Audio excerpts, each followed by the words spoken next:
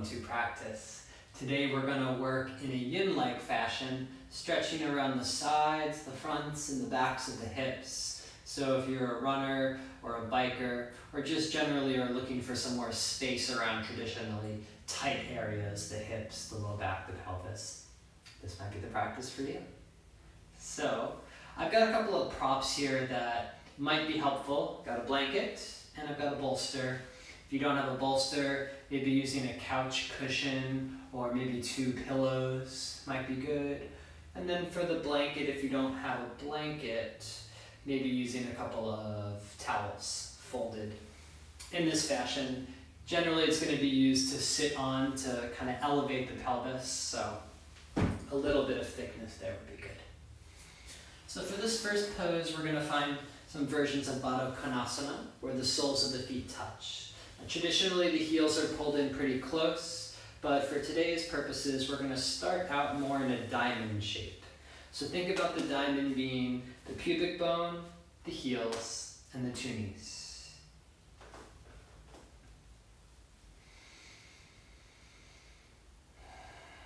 And as you keep the soles of the feet together and the chest lifted, beginning to feel some stretch in the insides of the hips.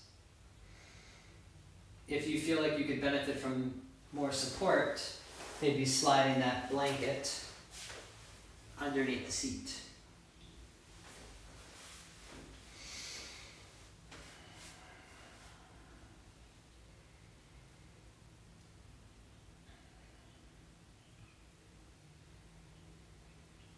So after establishing a few rounds of breath, you might begin to take this pose forward a bit, hinging from the hip, being mindful that we don't want to try and bring ourselves forward and curl the back, right? All of this flexion that we have in the spine when it rounds like this, we actually want instead to find at the hip. So if you do bring yourself forward, being mindful not to let the spine round too much.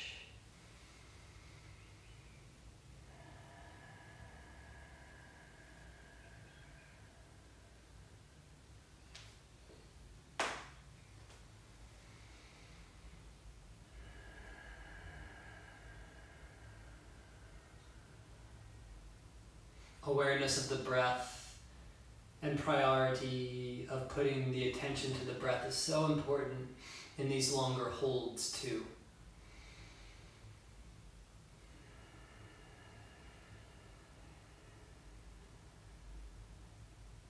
You might count your breathing. So like if I'm inhaling, I'll count for 4, maybe hold the breath at the top for a moment, and then exhale for a count of 4.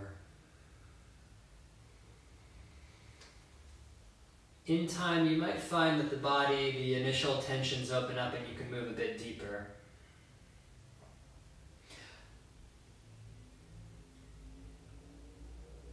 I would say for this first purpose, don't let the inner feet roll open just yet. Try and keep those feet together. And this might mean that your knees don't get to flop all the way down. This is fine.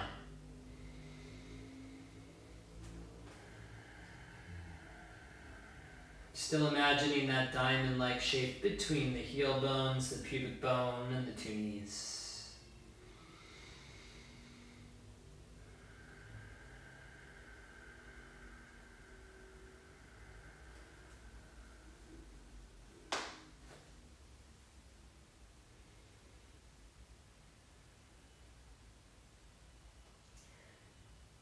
Looking for that sweet spot, and by sweet spot, I mean that place where the breath is a bit confronted and a bit challenged, yet you still have enough space that you have attention to stay on the breath, right? If you go too far, the breath gets held.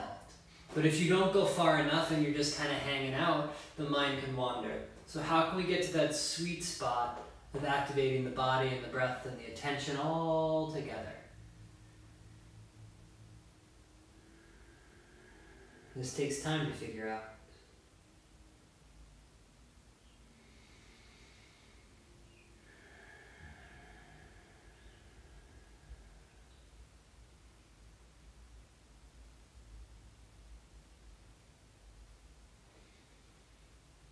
Slowly, if you were folded forward, begin to bring yourself up.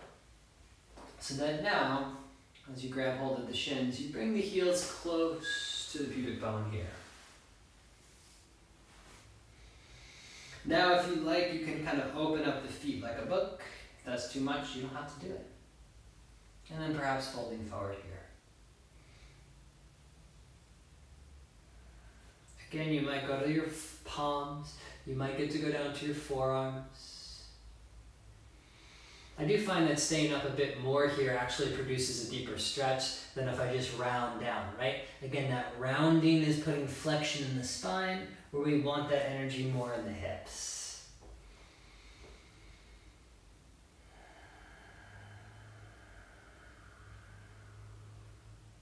A little physical mantra that I work here is, I inhale, lift the sternum. I exhale, feel the belly hug up and in. Inhaling to feel space. Exhale to enter into some of that space.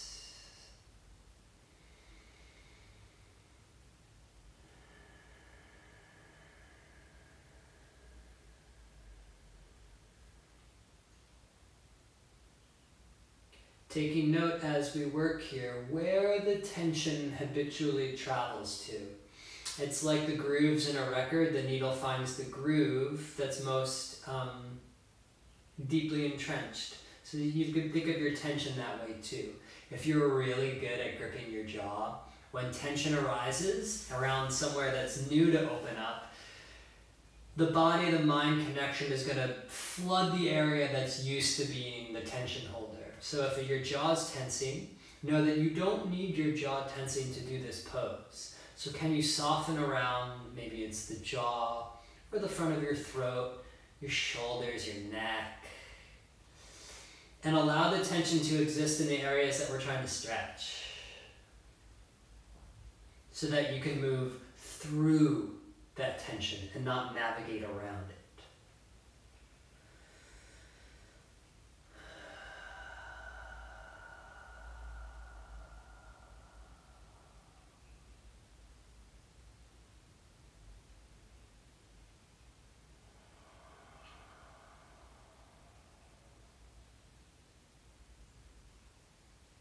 About another minute here.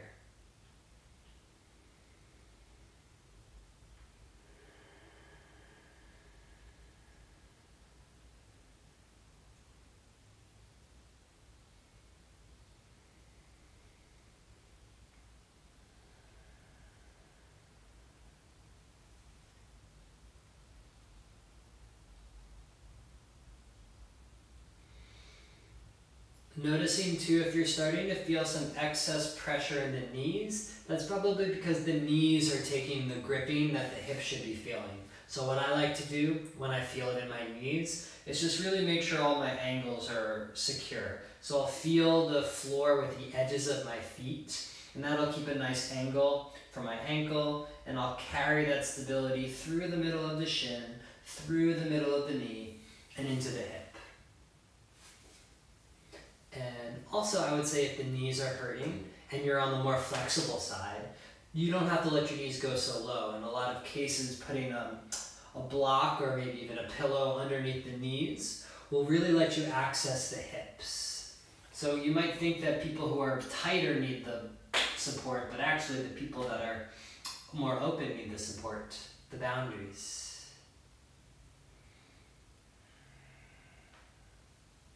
And then slowly make your way back up if you folded forward.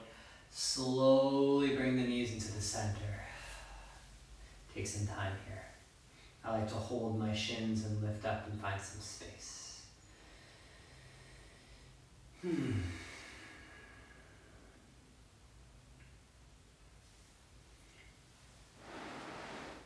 Okay, moving right along here.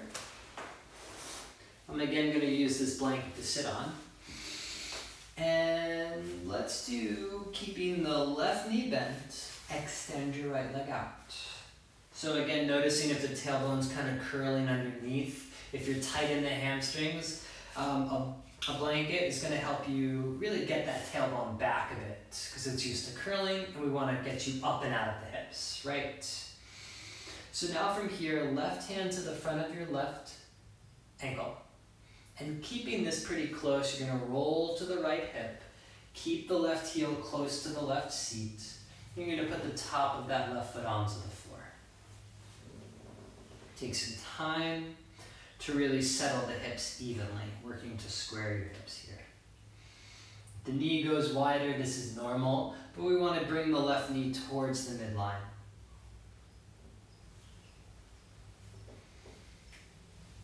And actually I found that I've gotten myself into a bind a bit here, but this is a good learning moment. We're going to get this left leg more onto the floor. So begin to exit out of the pose the same way you came in for a moment. And if you're on a blanket like me, I'm just going to fold it so that I just sit on it on the right side. Right, so my right hip with the leg that's long is elevated. Then again, that same entrance. Left hand front of the left ankle, keeping the heel close to the butt. You place the top of the foot down. That should be a little easier on that leg. And now, the right hip's got some real support with that folded blanket, or maybe even a block or a pillow under the right hip. That feels much better. So we're going to start to stretch the front of your left quad, the front of the thigh.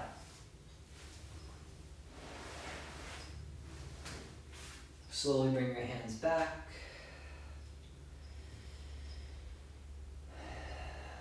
If you're able to, you can go down to your forearms. If this feels like too much, you don't have to go this far at all. Work to keep the hips steady, square, and breathe.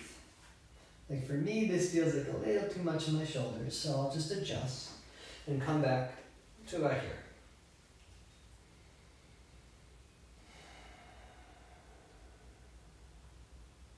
Right here, trying to stretch the front of the left thigh. You can get creative if you have something like a bolster, and it doesn't make all the way sense to go all the way down to your forearms. You get the floor a little closer to you, and look at that. So we don't really want the tension living in the shoulders here. Tension located at the front of your left thigh, and use your breath to work through there.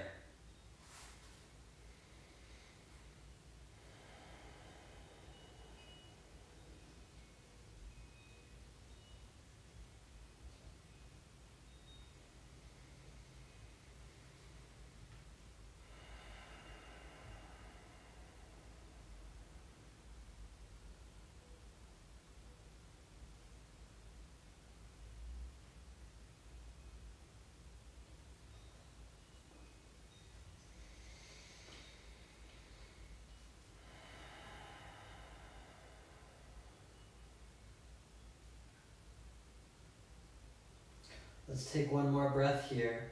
Exhale, empty out your lungs. Take a full breath in for 4, 3, 2, 1. Holding the breath. Exhale, 4, 3, 2, 1. Okay, so you're slowly going to press your way up, still keeping this interesting leg shape. But now what we're going to do is fold forward over the right leg. So maybe it's just onto the palms. Maybe you're able to go down to the forearms. That's too much for me. And maybe you even place the forehead onto your shin. But again, here's that fool's gold of the forward stretch, right? You might want to think, well, if I get my forehead to my leg, then I'm getting a better stretch. Not necessarily. Not if your spine is curling like this. Then you're doing all the work in your spine, and we want that work to go through the hips and through the leg. So inhale, lengthen. Exhale to fold. I don't mean to imply that your spine should be a rigid, straight line, because it's not. But I do want you to find some space on the inhales, and gently moving into that space on the exhales. Noticing here if the weight really rolls to the right or to the left, and can you really find your center?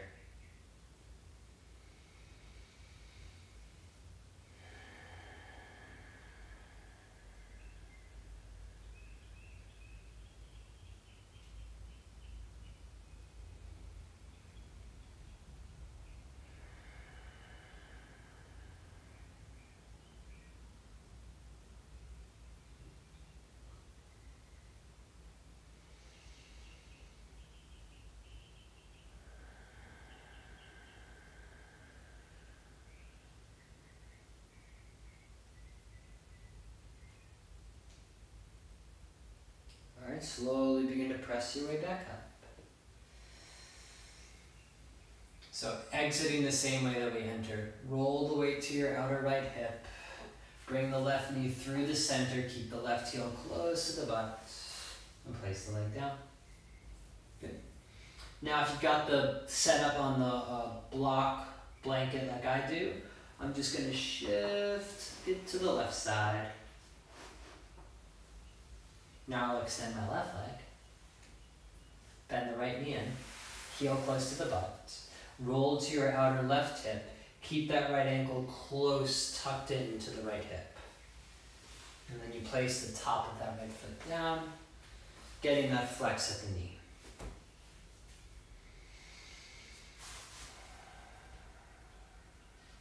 When you're ready, you can begin to walk your way back.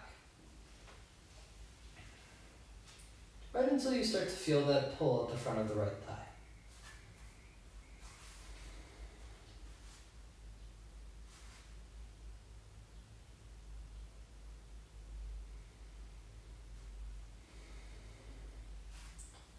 Left leg heavy, long.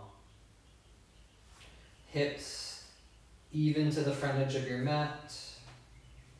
Noticing if one side is sliding up, work to square off.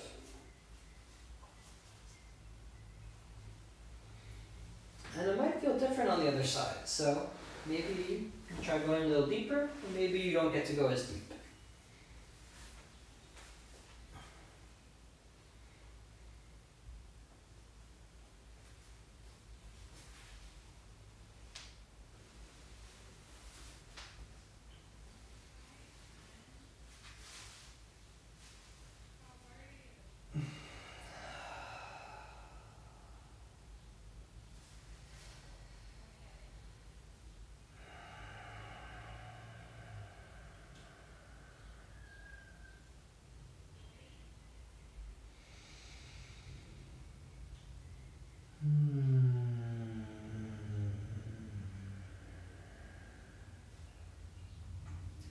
Especially if you're in the comfort of your own home, not practicing around a bunch of strangers. Let the wave of your breath maybe even transition into sound. So we'll try a few. Inhale. Let out some vibration.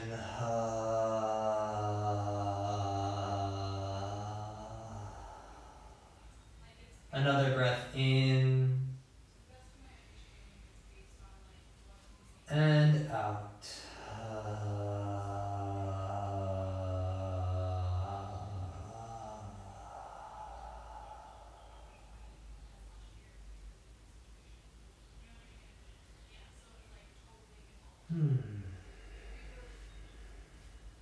Okay. If you're down, slowly begin to press your way back up, elbow by elbow, hand by hand. Take it easy. Shift the weight to the left hip, bring the right knee in. Actually, don't even do that yet. Keep the top of that right shin down. Adjust the seat if you need to, because we're going to take it forward first. Begin to lengthen forward to the best of your ability. The floor is really going to keep this left leg honest. So you're really going to feel where the tension lies in the back of your left leg, because the floor's got your heel, knee, and hip all in line. And you're playing with that line as you angle yourself forward. So right when you brush up against that tension, can you just meet it with breath? I inhale. And I exhale.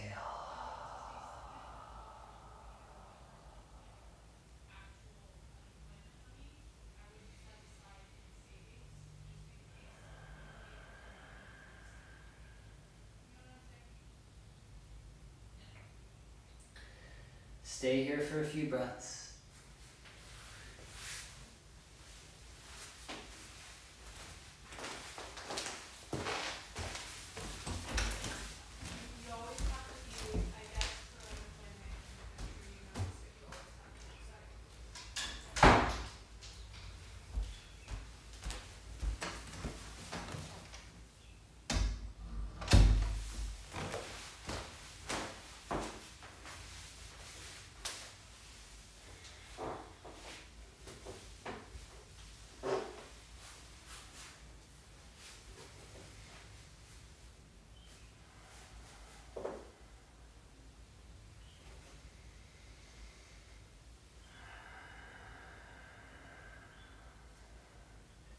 harness the power of your attention to your breath to really guide you through the tension in the body.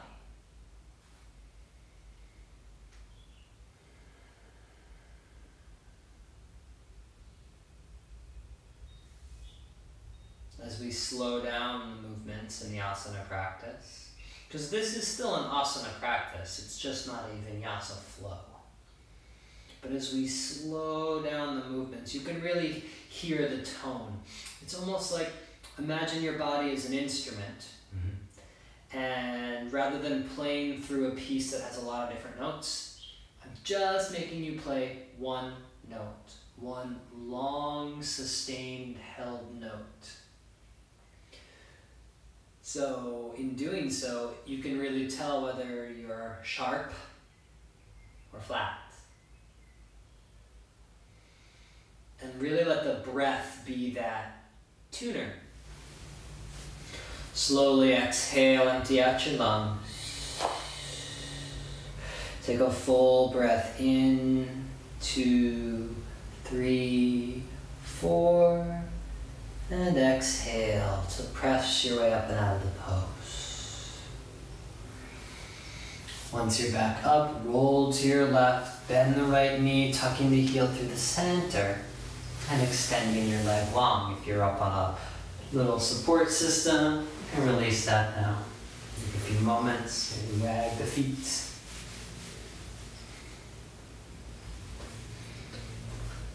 So, for the next pose, keep the left leg long. You're going to actually walk the left heel towards the center line of your body, and then take the right foot across and slide that heel up the leg. So, walk the hips a little bit back here, so you're really on your sit points. And basically, we're doing half cow face pose. So, walking the leg in, the bottom leg in, so that the knee is in the center line, and you'll walk that right foot across the mat so that eventually these two knees are in one line. I like to put my left hand in front of my right ankle just to keep this heel from sliding forward.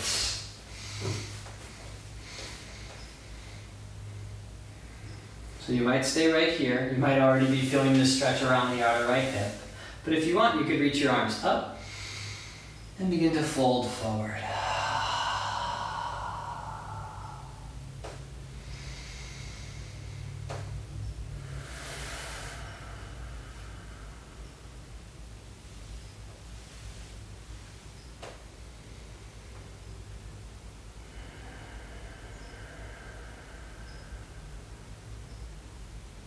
Think of the outer right hip dropping away from you. And of course the floor giving you a really honest feedback to the back of the left leg.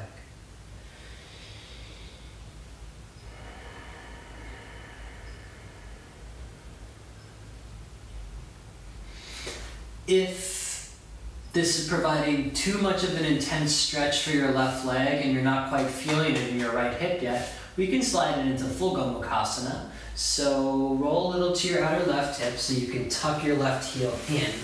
Think left heel by the right sit point. And then you're going to get those two knees lined up. So if you would see it from the front,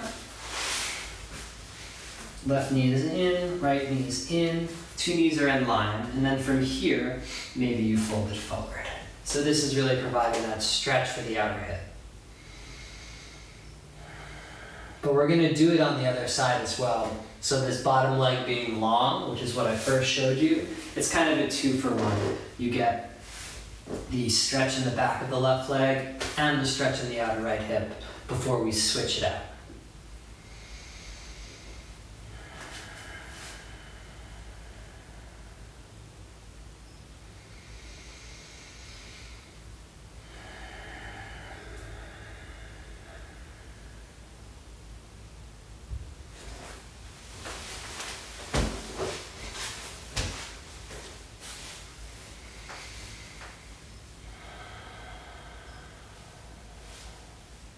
Maybe even pressing the outer right thigh away from you, getting that external rotation.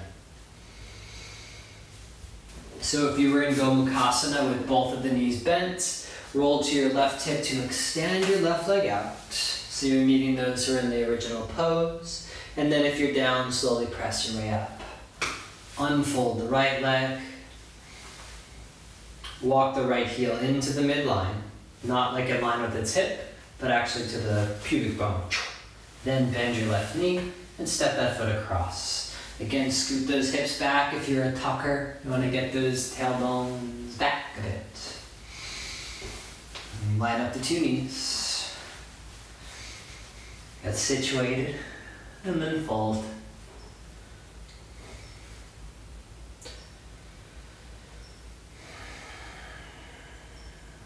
Again, if you want to shift from this version to the full version, you roll to your right hip, tuck the right heel by the left sit point, and then take some time to get your two knees in one line. So for me, I don't want to fold forward like this. That's not this pose.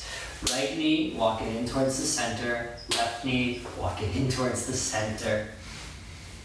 And from this position, really try and feel both of those sit points on the floor. If you're tight around those outer hips, this is going to be hard.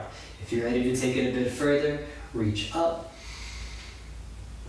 And I'm reaching up not to put my hands on the floor. I'm reaching up to lengthen my spine. So I feel all of this space. And then I keep the space in my spine. I put my hands where I need to, rather than curly.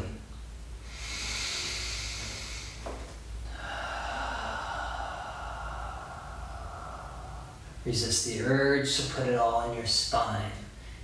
Let it be in the hips.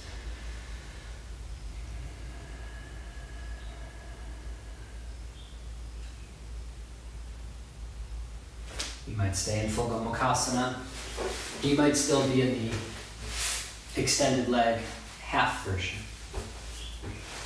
And just because it's half Gomukhasana doesn't mean it's any easier, right? In a lot of ways, this extended bottom leg is harder.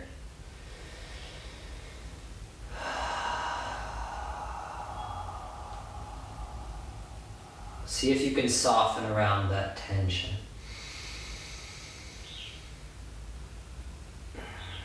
Sharp shooting, sudden discomfort, no good. If that's happening, you ease out of the pose, make enough room, gather your breath, and maybe enter back in slowly.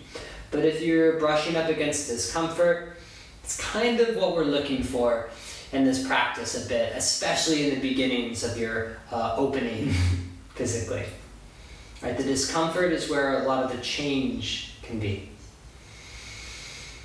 And when you get to that little land of change and discomfort, try and match it with breath and notice if things shift. If you're always uncomfortable, that's no good either. So I don't want you to live there, but I also don't want you to be afraid of discomfort.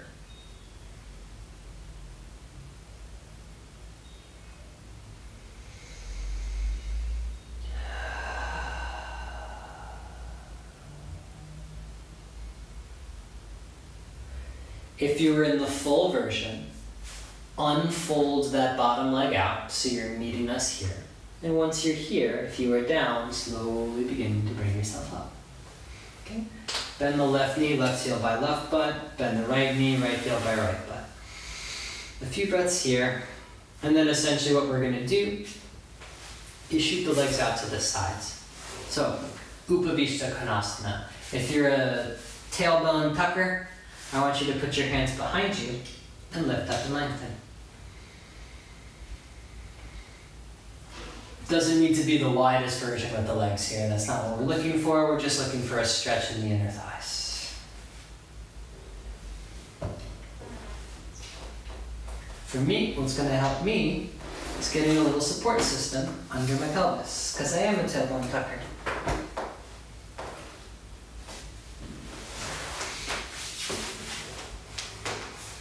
If you're very flexible here, something like a bolster or a pillow will be good to place right in front of you, because we don't want the navel on the floor. We want that support system here. I can't even show you because I'm not that flexible. But again, here's a bolster or a prop, not for somebody who's tighter, but for somebody who's more open and needs a boundary. If you had something this stable, I don't know if you have like a professional yoga bolster, but you could even do something like this.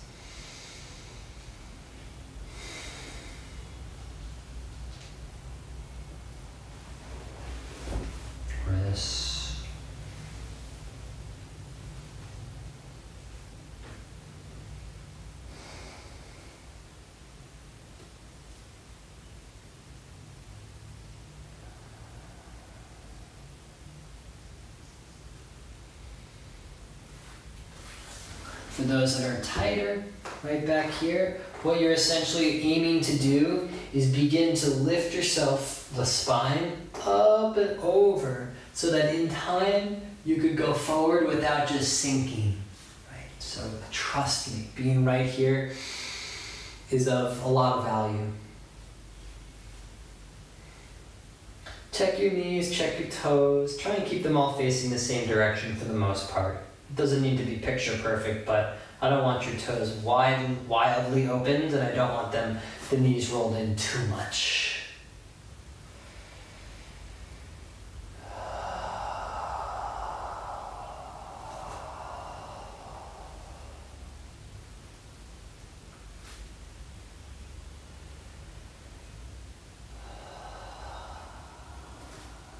If you're down, slowly press your way up.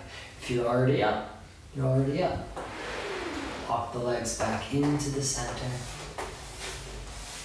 Bend the knees in, heels close to butt, hands to shins. You can give yourself a little hug here, rocking a little left and right. Now would be a really nice time, if you have, to find a Shavasana. Letting the legs go long.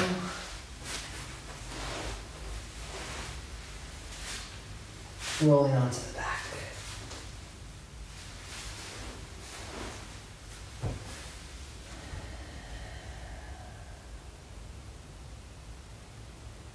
You might stay here in Shavasana for a few minutes, noticing what energies and openings you feel around your hips. If this is the end of your practice today and you're still sitting upright, we'll end right here. One breath together. Exhale, empty out your lungs. Take a full deep breath in. Hold it at the top for 3, 2, 1. Exhale.